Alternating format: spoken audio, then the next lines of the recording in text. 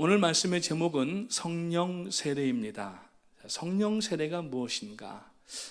우리가 예수를 믿으면서 물 세례를 받았는데 성령 세례는 무엇이고 왜 받아야 되는가 하는 것을 오늘 말씀을 살펴보면서 여러분 2020년도에 성령 세례를 받으시고, 물론 받아오신 분도 계시지만은 여러분 성령의 충만함을 받으시고 성령의 능력 가운데에서 그냥 간신히 우리가 신앙생활만 유지하는 게 아니라, 여러분 지금 이 죽음으로 달려가고 있는 사람들에게, 아직 예수 그리스도를 만나지 못한 사람들에게 여러분 능력 받아서 복음 증거하는 여러분들의 신앙의 삶이 되시기를 주님의 이름으로 축복합니다.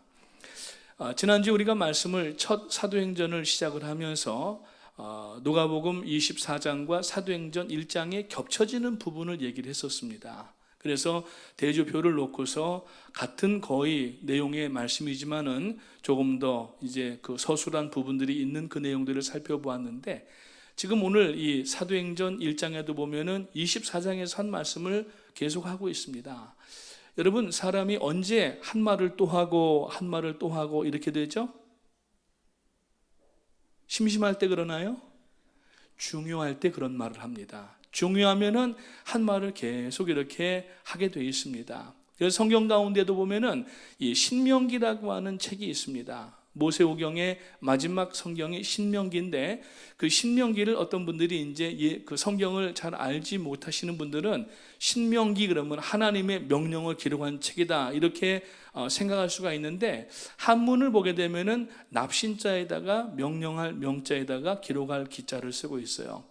이 납신자는 한문의 거듭 중자와 같은 의미를 가지고 있습니다. 그래서 계속하여서 가르치고 명령한다라고 하는 의미가 있는데, 무엇이냐면은 여호와 하나님만 섬기라는 얘기예요.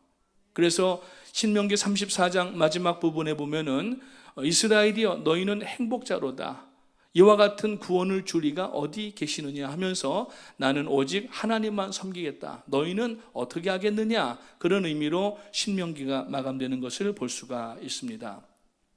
이 누가복음 마지막 부분과 오늘 이 사도행전 앞부분에 보게 되면은 골자는 바로 똑같은 내용인데 이렇습니다. 첫 번째는 위로부터 능력을 입히울 때까지 이 성을 떠나지 말고, 즉 예루살렘을 떠나지 말고 머물러 유하라고 부탁을 하고 있고, 둘째로는 예루살렘에서 시작하여서 복음이 모든 족속까지 전파될 것이다라고 하는 예언적 말씀이 이 안에 들어있는 것입니다.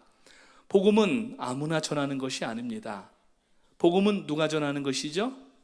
복음은 은혜 받고 구원의 확신이 있는 사람들, 그 가운데 하나님의 심장을 알고 하나님께서는 한 영혼이 구원받고 돌아오는 것이 하나님께 가장 큰 영광이고 가장 원하시는 하나님의 마음인데, 하나님의 마음을 아는 사람들은 이제 그것을 이루어드리기 위하여서 자기의 삶을 헌신하고 하나님 앞에 드린다고 하는 것입니다. 그래서 주님은 승천하시면서 그 500여 명의 성도들에게 신신당부를 하시면서 떠나지 말고 이 성에 머물러 유하면서 성령 강림을 기다리라고 말씀을 하고 있습니다. 자, 그러면은 이 성령 강림, 성령 충만, 성령 세례의 대상이 누군가 하는 것을 오늘 본문을 통해서 먼저 살펴봐야 되겠습니다. 오늘 4절 말씀을 한번 보시게 되면은 이런 말씀이 있습니다. 사도와 함께 모이사 그들에게 분부하여 이르시되 예루살렘을 떠나지 말고 내게서 들은 바 아버지께서 약속하신 것을 기다리라고 말씀을 합니다. 떠나지 말고 기다리라고 말씀을 하고 있습니다. 이것은 어떤 선택 사양을 준 주님의 옵션이 아니었고 명령이었다는 얘기예요. 근데 500명이 예수님의 승천 가운데에서 이 말씀을 들었지만은 그 가운데 380명은 다 어디로 갔는지 사라지고 120명이 주님의 명령에 의하여서 그 마가의 다락방에 모여서 무려 열흘 동안 주님께서 명령하신 대로 그 안에서 함께 믿음의 일들을 감당할 때에 오순절 날이 이르러서 하늘에서부터 불의 혀같이 갈라지는 역사가 일어나는 이 일들이 이제 사도행전 2장에 다음 주에 우리가 말씀을 나누는 내용 가운데 나타나게 될 것입니다. 자, 그러면은 성령 세례의, 성령 충만의, 성령 능력의 첫 번째 대상이 누구냐? 바로 하나님의 은혜를 기다리는 자라고 하는 겁니다.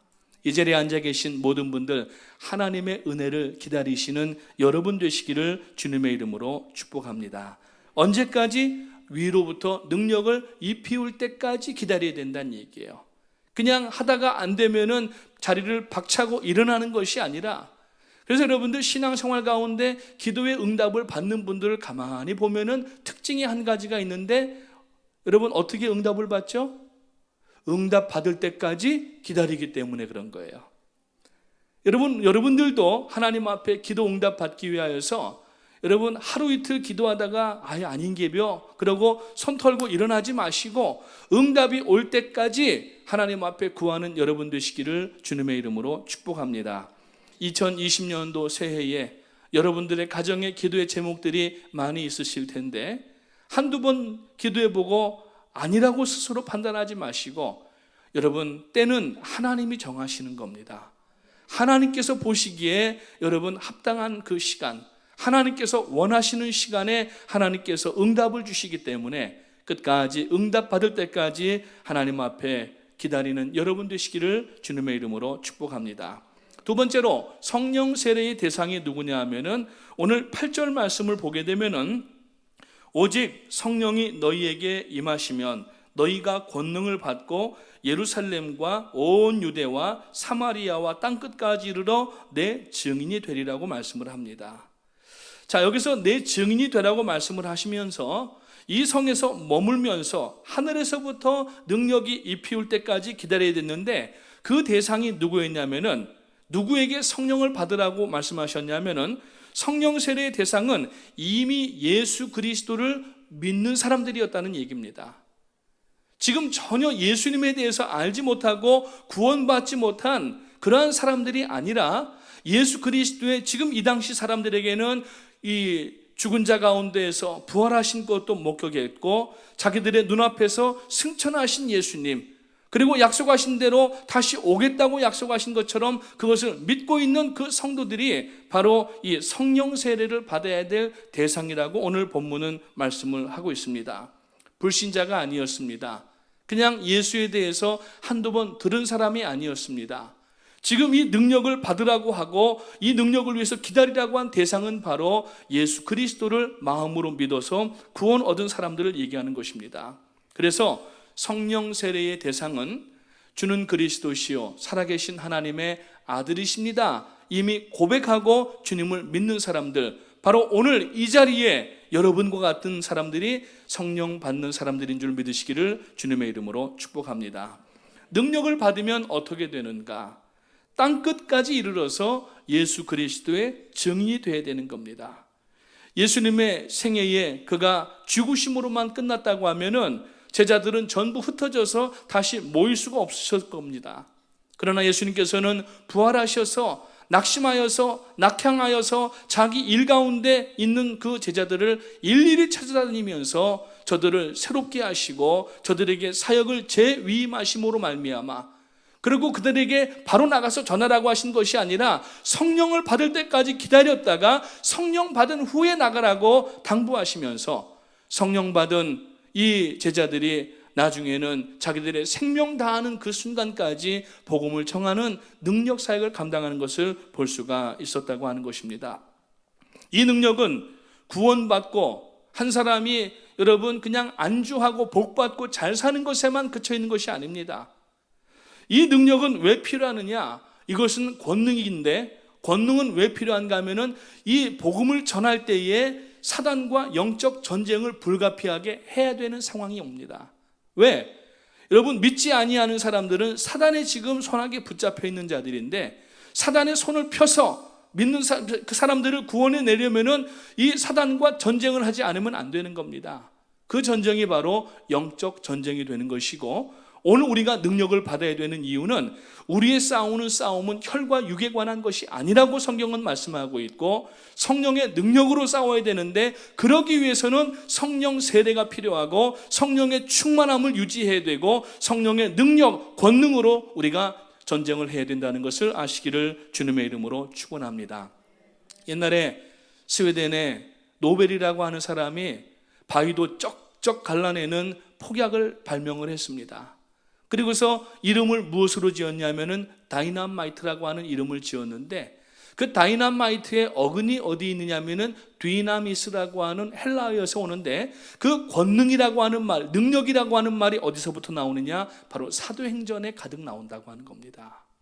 왜냐하면은 하나님의 권능을 받았던, 성령의 능력을 받았던 그 주의 종들이, 또 이 사도들이, 또 성도들이 권능 받고 나가서 복음을 전할 때 기적의 역사들, 초자연적인 역사들도 상식처럼 일어나니까 한 곳에서 말씀을 전했는데 역사가 일어났는데, 이것이 소문이 얼마나 빨리 파급이 되어서 멀리 있는 수십 리, 수백 리 밖에서도 그 소식을 들을 때에 이것이 바로 권능이었습니다. 오늘 여러분, 다이나마이트와 같은 폭발력이 오늘 이 복음 안에 있는 줄 믿으시고, 이 능력을 먼저 여러분들, 저와 여러분이 받으셔서 복음을 더 여러분 효과적으로 전할 수 있는 우리 프라미스 교회가 되시기를 주님의 이름으로 축원합니다. 오늘날 교회 안에 보게 되면은 성령을 받아야 구원받는다고 주장하는 사람들이 있습니다. 반대로 구원 자체가 성령 세례라고 이야기하는 분들도 있습니다. 그러나 분명하게 여러분들에게 드리는 말씀은 구원과 성령 세례는 별개의 사건입니다. 혹 100에 한둘 정도는 구원과 성령 세례가 같이 오는 분이 있을 수가 있습니다만, 먼저 구원받은 이후에 우리가 말씀도 읽고 공부하고 묵상하고 행하고 기도도 하고 이런 가운데에서 우리가 여러분 성령의 세례를 받게 되는 거예요. 그래서 성령 세례, 이 충만함이라고 하는 fullness of the Holy Spirit라고 얘기를 하는데, 이것을 신약 성경에 보면은 두 가지 단어가 나타납니다. 똑같은 충만함이라고 하는 단어인데, 에베소서 5장 18절 말씀을 보게 되면은 술 취하지 말라, 이는 방탕한 것이니 오직 성령으로 충만함을 받으라고 말씀을 합니다. 이거는 한 개인이 자기의 이 세상적인 삶을 내려놓고 방탕한 것들, 술 취하고 방탕한 것들을 절제하고 하지 않음으로 말미암아서 성령의 충만함을 받기 위하여서 준비하는 상태를, 이제 이것을 바로 이 플렐레오라고 이야기를 합니다. 그래서 헬라어에 보게 되면은 이 충만함이라고 하는 두 단어가 나오는데, 하나는 플렐레오인데 그 플렐레오가 지금 에베소서 5장 18절 가운데 쓰인 것을 볼 수가 있고, 또 하나 핀플레미라고 하는 충만이 있는데, 그 핀플레미는 사도행전 2장, 다음 주 우리가 나누게 되는데, 거기 보게 되면은 저희가 다 성령의 충만함을 받고 성령이 말하게 하심을 따라 다른 방언으로 말하기를 시작했다고 그랬어요. 플렐레오라고 하는 것은 내가 하나님 앞에 정결하게 하면서 회개하고 찬송하고 말씀과 기도 가운데 있을 때, 여러분 플렐레오가 있을 때 핀플레미가 역사하는 거예요. 그건 뭐냐면은 성령께서, 그러니까 이 플렐레오는 자기가 사람의 의지로 준비하는 기다리는 시간이라고 하면은, 핀플레미라고 하는 것은 성령께서 보시고 그렇게 준비되어 있는 사람에게 하나님께서 사역을 위하여서 강권적으로 하늘로부터 부어주시는 역사인데, 그게 바로 핀플레미, 사도행전 2장에 나타나고 있는 내용이라고 하는 것입니다. 아멘. 오늘 여러분들 우리가 플렐레오 가운데 지금 있어야 될 줄로 압니다. 그러나 그렇게 우리가 하나님 앞에 준비함에 있을 때, 하나님께서는 그렇게 준비된 사람들에게 반드시 기회를 주시고 능력을 주시게 되는데, 이 핀플레미의 역사가 일어나면은 그때 사도행전 2장에 나타나는 성령의 은혜와 능력의 역사가 일어나게 되고, 능력과 권능을 받아서 나아가서 복음을 증거하는 우리가 되는 줄 믿으시기를 주님의 이름으로 축복합니다. 사도행전 19장 1절과 2절 말씀에 보게 되면은, 아볼로가 고린도 있을 때에 바울이 윗지방으로 다녀 에베소에 와서 어떤 제자들을 만나 가로되, 너희가 믿을 때에 성령을 받았느냐? 가로되 아니라 우리는 성령이 있음도 듣지 못하였다고 말씀을 합니다. 지금 이 에베소에 있는 사람들은 성도들이었고 신자들이었습니다. 그러나 바울이 가서 저들에게 너희가 믿을 때 성령을 받았느냐라고 물어보니까, 즉 성령 세례, 성령의 충만함을 물어보니까 자기들은 성령이 있음도 알지 못했다라는 얘기예요. 이 구절이 아주 단적인 여러분 구원과 성령 세례는 별개의 사건이라고 하는 것을 드러내고 있다고 하는 것입니다. 오늘 예수 그리스도를 개인의 구주로 믿고 구원받으신 여러분들, 그 구원 가운데 안주하고 내 복과 내 번영과 내 어떤 기도 응답에만 몰두하지 마시고 하나님 앞에 우리가 정말 잘 준비하고 이 플레레오로 준비하고 있을 때에 핀플레미 역사가 일어나서 오늘 여러분들을 통하여서 복음이 여러분 온 땅 가운데 전하여지는 그러한 능력의 역사가 있게 되시기를 주님의 이름으로 축원합니다. 그러면은 이 성령 세례를 받는 조건이 오늘 누가복음 24장과 사도행전 1장 부분에 나오고 있는데, 첫 번째는 뭐냐면은 한 곳에 모여 있으라고 하는 이야기였던 것이죠. 오늘 4절 말씀에도 보니까 그렇게 말씀을 하고 있습니다. 왜? 혼자보다는 여럿이 함께 할 때에 하나님 앞에 영적인 일들도 더 빨리 감당할 수가 있게 되기 때문에 그렇습니다. 그래서 14절 말씀에도 보니까 더불어 마음을 같이하여 전혀 기도에 힘쓰니라. 여러분, 오늘 우리가 지금 읽고 있는 개역개정 성경에 보니까 오로지 기도에 힘쓰더라 이렇게 나왔지만은 옛날 성경에 보면은 전혀라고 하는 단어를 쓰고 있어요. 그러니까 전혀는 대부분 어디서 써 있냐면은 전혀 아니올시다, 이러니까 이 안 해도 된다 이렇게 오해하는 분들이 있는데, 그것이 아니라 오직 기도에 몰두하고 힘을 쓸 때에 이제 핀플레미 역사가 일어났던 것을 알 수가 있는 것입니다. 여러분, 왜 또 우리가 함께 모여 있으라고 이야기하냐면은 사람이 혼자 있으면은 게을러지기가 쉽습니다. 그러니까 영적인 일을 구하는 것도 게으르면은 할 수가 없습니다. 성경도 부지런해야 읽고, 여러분 기도도 부지런해야 하고, 예배도 부지런해야 하고, 교회 섬김과 봉사도 부지런해야 되지 게으르면은 아무것도 할 수가 없는 거예요. 그러니까 모여 있으라고 하는 이야기는 뭐냐면은 하나님 앞에 함께 있을 때에 우리가 이 귀한 일들을 같이 이뤄나갈 수가 있게 된다고 하는 겁니다. 오늘날 현대 젊은이들을 멀티태스커라고 이렇게 얘기를 합니다. 동시에 음악을 듣고 공부를 하면서 먹을 거 먹고 이러면서 한꺼번에 다 한다는 거예요. 멀티태스킹이라고 얘기를 합니다.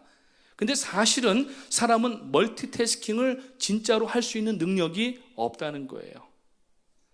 여러분, 미국에 보게 되면 지금 뉴욕도 그렇고 전체적으로 이 뉴욕의 이 운전 법 중에 하나가 이제 운전하면서 전화를 못하게 했습니다.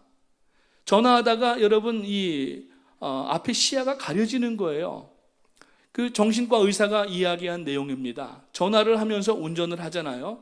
더군다나 요새는 이제 그 블루투스 스피커로 차 운전하면서 통화도 하지만은 대부분 이렇게 이제 전화기를 들고 하게 되는데, 사람이 눈에 이게 보이는 것을 어떤 소리를 들으면서 듣게 되면은 그 소리에서 나타나는 그 상상, 이미지네이션을 해야 되기 때문에 눈앞에 보이는 것이 파악이 안 되는 상황이 된다는 거예요.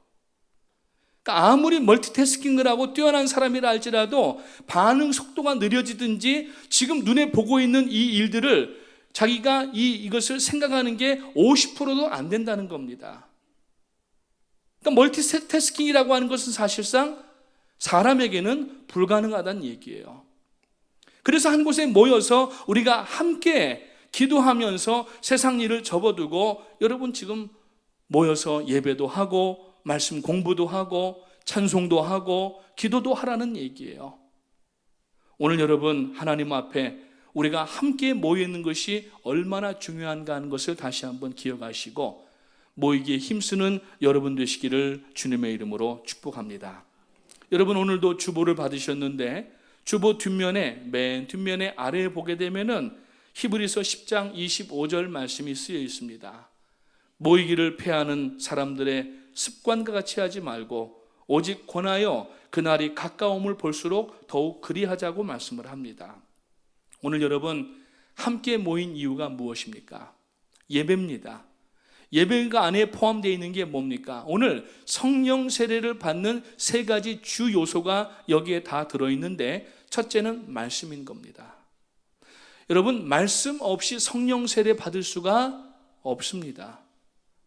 오늘 여러분 말씀으로 준비가 되고 말씀으로 삶이 하나님 앞에 정결하게 되고 말씀으로 우리가 여러분 하나님의 뜻을 알고 이것을 이루어드리려고 하는 마음의 열정이 있을 때에 여러분 바로 성령의 능력을 체험할 수가 있는 것입니다. 기도도 마찬가지입니다. 혼자 있으면 기도하기가 쉽지 않아요. 할 수는 있지만은 시간도 얼마 갈 수가 없고 집중이 잘 안 됩니다. 그러나 합심해서 우리가 같이 기도할 때에는 이 기도의 영적인 그러한 이 분위기에 함께 이렇게 같이 나갈 수가 있게 되는 거예요. 함께 모여서 기도하시게 되고 찬송도 마찬가지입니다. 찬송을 여러분 우리가 기쁨으로 부르게 되는데 같이 찬양을 하게 되면은 서로가 고무가 되게 되고 서로에 대해서 우리가 참 이렇게 영적으로 같이 도우면서 찬양하다 보면은 찬송도 오래 할 수가 있고 우리가 하나님 앞에 진실한 마음으로 하기가 쉽다고 하는 것입니다. 그래서 성령 세례를 받기 위한 세 가지 조건은 첫 번째가 말씀이라고 하는 것이고 두 번째는 뭐냐면은 찬송인 겁니다. 누가복음 24장 53절에 있는 말씀을 보게 되면은 뭐라고 얘기를 하고 있습니까? 저들이 다 같이 모여서 하나님을 찬송했다라고 얘기를 하고 있어요. 52절부터 읽어보겠습니다. 저희가 그에게 경배하고 큰 기쁨으로 예루살렘에 돌아가 늘 성전에 있어. 어디에 있어서요? 성전에 있어 누구를 찬송했어요? 하나님을 찬송했더라. 성령 세례의 또 하나의 요소는 찬송입니다. 여러분 우리가 집회들을 하고 또 어떤 경우에는 이 성령 받기 위해서 모일 때 있는데 찬송들을 많이 부릅니다. 찬송이라고 하는 건 뭡니까? 기도가 곡조로 이어진 것을 찬송이라고 얘기를 합니다. 그 기도가 여러분 곡조가 있기 때문에 더 우리가 오래 찬송으로 기도할 수가 있고 찬송하며 능력을 받을 수가 있는 거예요. 찬송은 여러분 하나님의 기적과 능력을 불러오는 전령사라고 하는 말도 있어요. 바울과 실라가 이제 빌립보에서 복음을 전하다가 태장을 맞고 빌립보 감옥 지하 돌감옥에 갇힙니다. 태장이라고 하는 것은 보통 우리 한국 옛날 사극을 보게 되면은 곤장 있지 않습니까? 그런 매인데 엎드려 놓고 이 엉덩이 부분을 매로 때리는 것인데 그것을 힘을 실어서 체벌자가 때리게 되면 한 대만 맞아도 기절하는 사람이 있어요. 근데 이것을 보통 40대 맞으면은 생명이 끊겨지니까 생명만은 살려준다고 해서 거기에서 하나를 감안돼 39대 매를 때리면은 죽지는 않는다고 하는 것이죠. 이것을 태장이라고 얘기를 하는데 바울과 실라가 큰 매, 태장을 맞고 빌립보 돌감옥 지하, 여러분 지하 돌감옥 같은데 건물이 돌로 되어진 지하 내려가 보신 분 계십니까? 거기는 습하고 아주 차갑습니다. 지금 이 39대를 맞아서 다 찢어지고 아주 그냥 엉망진창이 됐는데 더군다나 바울과 실라에게는 작고가 채워졌다고 얘기를 하고 있어요. 여러분들 사극 보시잖아요. 전혀 안 보시는 것처럼 시침을 뚝 떼고 계시는데 사극을 보게 되면은 착고라고 하는 게 목부터 그 다음에 손까지 발까지 이렇게 이것을 열쇠로 채워놓습니다. 그럼 이 사람은 옆으로 누워있을 수도 없고 그냥 그 자리에 앉아 있어야 되는데 이 엉덩이가 지금 그 차가운 돌 바닥에 지금 습기 차 있는 바닥에 다 있다는 거예요. 얼마나 쓰리고 아프겠습니까?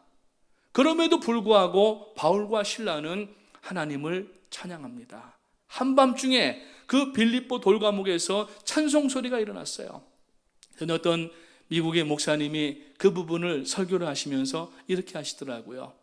바울과 실라가 그 엄청난 역경과 고난 가운데에서도 하나님을 찬양할 때에 찬송 소리가 이제 돌감옥 문을 뚫고 나와서 이 소리가 대기를 올라가면서 이 소리가 성층권을 지나서 이 소리가 하늘에 있는 하나님의 귀에 들렸다는 거예요. 그러니까 하나님께서 고난 가운데에도 그 환난과 핍박 가운데에도 그 찬양 소리가 들리시니까 저들을 보시면서 이렇게 발로 태핑을 하셨다는 거예요. 발로 박자를 맞추셨다는 거예요. 그러니까 이 발로 박자를 맞추실 때에 이것이 웨이브가 생기는데, 충격이 생겨서 이 웨이브가 내려오면서 다시 성층권을 지나서 대기를 지나서 빌립보 돌 감옥을 문을 들어와서 이제 그 하나님의 발로 태핑하시는 그 진동이 그 빌립보 감옥 지역에 일어나게 됐는데, 그게 뭐냐면은 지진이었다고 하는 겁니다. 그래서 지진으로 인하여서 옥문이 터지게 되고, 심지어는 그 지진 때문에 그 바울과 실라의 가두고 있던 작고도 풀어지게 됐다고 성경은 증거를 하고 있습니다. 찬송은 능력이 있습니다. 외롭고 힘들고 어려울 때 찬송하십시오. 찬송하는 것도 힘드시면은 오늘날 여러분 찬송 테이프라도 좀 틀어놓으세요. CD라도 좀 틀어놓으시고 찬송을 듣고 마음 가운데 하나님께서 우리들에게 은혜를 주시면은 자기가 찬양하게 되는데, 우리들의 입에서 찬송이 나오게 되면은 하나님은 역사하시기를 시작한다고 하는 것입니다. 오늘 고난과 환난과 역경 가운데 계시는 분들이 계십니까? 낙심하고 주저앉고 포기하지 마시고 힘들어도 찬송하시고 하나님 앞에 신앙을 찬송으로 고백하시면은 하나님의 기적과 능력의 역사가 일어나는 줄 믿으시기를 주님의 이름으로 축원합니다.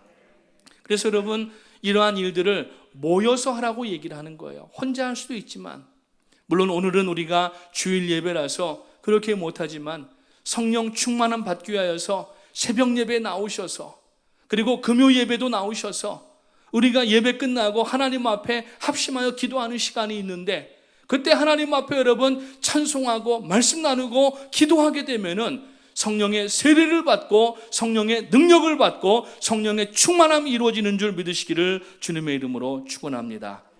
새해를 맞이하여서 성령 세례와 충만으로 우리가 먼저 새롭게 되시기를 주님의 이름으로 축복합니다. 지난주에도 말씀을 드렸지만은 신년도 우리 교회의 표가 뭡니까? 1세기의 영성과 능력으로 21세기를 역사하는 프라미스 교회로 우리가 되자고 그렇게 표를 함께 제창을 하면서 우리가 마음에 새겨 넣었는데, 여러분 바로 이 1세기의 능력의 가장 중요한 게 뭐냐면은 성령의 세례였다고 하는 것입니다. 오늘 이 자리에 계신 우리 모든 성도님 여러분, 성령 세례, 그거는 뭐 목사님들이나 하는 거지, 그건 뭐 장로님들 가운데 기도하시는 분들 가운데 교회 리더십이나 하시는 거지, 이게 아니에요. 예수 그리스도로 구원받은 모든 사람은 성령 세례를 받아야 될 책임이 있고, 그리고 복음을 증거해야 될 사명이 있는 줄 믿으시기를 주님의 이름으로 축복합니다. 여러분, 1700년 중반에 여기 커네리컷 회중교회에서 사역을 하시던 조나단 에드워드 목사님께서 하나님의 손안에 든 죄인들, Sinners in the hands of an angry God이라고 하는 어느 주일 저녁에 설교하실 때에 그 설교 내용을 듣고 사람들이, 회중 전체가 교회 바닥이 무저경처럼 빠지는 이 체험을 하게 됩니다. 그래서 전부 기둥에 매달려서 벽에 가서 벽 붙잡고 빠지지 않으려고 애를 쓰면서 기도하면서 회개운동이 시작되었고, 이것이 얼마 후에 1800년대 나야가라의 부흥운동으로 시작이 됩니다. 이때 은혜 받고 역사하신 분이 바로 드와이트 무디 선생님인데, 보스턴 중심으로 하여서 성령의 역사들이 강하게 일어났었고, 여기에서 또 은혜 받은 사람 중에 한 분인 찰스 팜이라고 하는 목사님이 계시는데, 이분이 캔자스에 있는 그 토페카의 베델 성경신학교에서 신년 초 1월 1일 날 부흥회를 하면서 성령 강림의 역사가 일어나고 사도행전 2장에 나타나고 있는 이 성령 세례 역사가 일어났었습니다. 그리고 여기에서 배우면서 공부하던 시무어라고 하는 흑인 목사님이 계신데, 이분이 아주사 스트리트 캘리포니아로 가게 되시고 여기에서 천막을 펼쳐서 3년 동안을 집회를 하시는 가운데 수많은 역사와 능력과 성령 세례의 일들이 일어납니다. 이것이 바로 1906년이었습니다. 이때 은혜 받은 분들 가운데 300명이 잠시 후에 1914년에 4월 14일에 알칸소 핫스프링이라고 하는 데 모여서 이 1세기에 일어났던 성령의 능력의 역사가 오늘날에도 일어나게 하자고 300명이 모여서 여러분 시작한 데가 바로 미 하나님의 성회의 태동이 되었던 것입니다. 오늘 여러분, 우리가 바로 그 교단 안에 있고 오늘 여러분 다른 교단들도 물론 성령 받고 세례 받아야 되지만 오늘 여러분 우리가 먼저 성령 세례를 받고 이제 시대적으로 1700년 중반에 1800년대 초반과 후반과 1900년대 초반과 2000년대를 들어와서 이제 성령의 역사가 일어날 때 되었는데 바로 우리 교회가 주인공이 되셔서 여러분 하나님의 놀라운 능력의 역사가 이 자리에 임하고 여러분 은혜 받고 나아가서 복음을 증거할 수 있는 우리 모든 프라미스 교회 성도님들 되시기를 주님의 이름으로 축원합니다. 그때 300명의 하나님의 사람들이 모여서 알칸소 핫스프링에서 성령의 능력을 추구하면서 기도할 때에 역사가 사도행전 2장처럼 똑같이 일어났고 지금 여러분 우리 프라미스 교회가 바로 그 가운데 들어 있습니다. 미 하나님의 성에 300명으로 시작됐지만은 지금 전 세계로 파급이 되어서 지난번 그 조지 우드 목사님 오셨을 때에도 소개해 드릴 때 그 말씀을 여러분 원로 목사님께서 전해 드리셨지만은 지금 전 세계에 6,700만 명이 여러분 오순절 운동 가운데 신앙생활을 하고 있다는 얘기입니다. 이제 이 불이 우리 프라미스 교회로 10년 전에 떨어졌습니다. 바로 414 사역이 되는 겁니다. 믿으십니까? 믿으십니까? 여러분 이 사역을 우리가 간과하거나 다른 사람들의 사역이라고 우리가 돌릴 것이 아니라 교회를 통하여서 교회뿐만 아니라 내 개인에게 주신 하나님의 은혜요 사명인 것을 깨달으시고 오늘 여러분 내 생활에만 집착하고 몰두할 것이 아니라 하나님의 이 귀한 역사를 위하여서 감당해 나가는 여러분 되시기를 주님의 이름으로 축복합니다. 이 일을 위하여서 원로 목사님 벌써 10년 초에 지난 주간에 아르헨티나 내려가셔서 이 414 사역을 또 진행하고 계시는 거예요. 여러분 오늘 우리가 그냥 가만히만 있으면 안 됩니다.